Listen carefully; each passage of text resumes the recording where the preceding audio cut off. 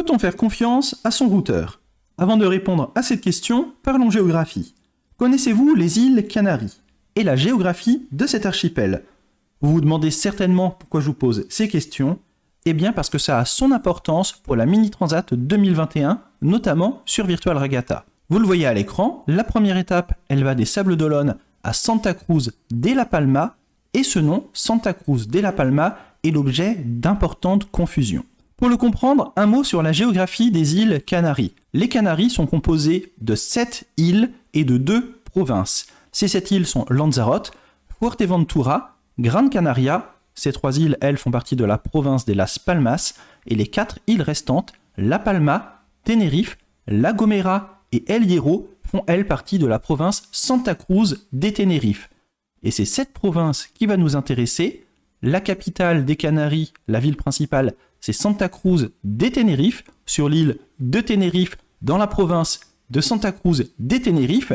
Et nous, la destination de cette première étape de la Mini Transat 2021, eh bien, c'est Santa Cruz de la Palma, sur l'île de La Palma, dans la province de Santa Cruz de Tenerife.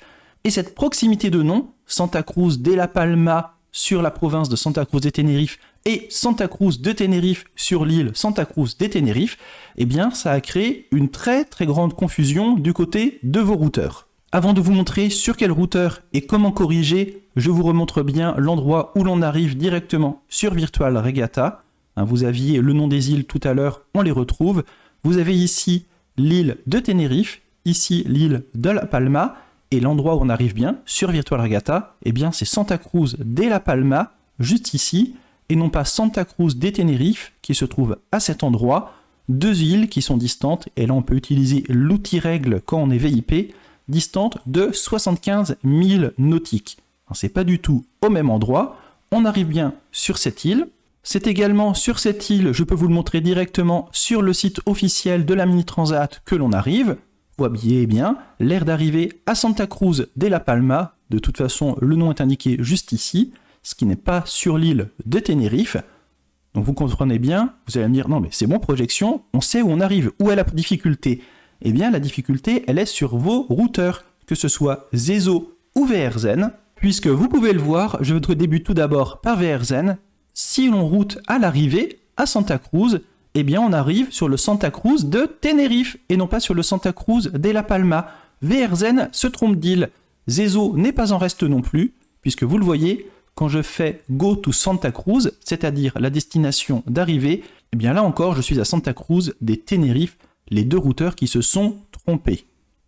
On a vu le problème, maintenant comment le corriger? Eh bien c'est extrêmement simple. Par exemple, sur Zezo, eh bien il vous suffit de zoomer un petit peu, d'aller à la proximité de l'île de La Palma, vous faites un clic droit, Set a Destination, et voilà, vous avez repositionné la zone d'arrivée à Santa Cruz de La Palma, vous faites Go, vous calculez votre nouveau routage, et vous allez maintenant au bon endroit.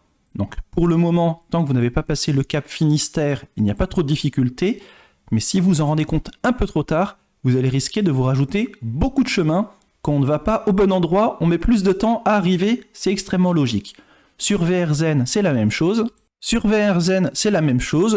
Je zoome sur l'île de La Palma, j'ai même le nom qui est indiqué, Santa Cruz de la Palma. Je fais mon clic droit, définir arrivée, je calcule l'itinéraire, et c'est bon, j'ai mon routage qui est calculé à la bonne destination.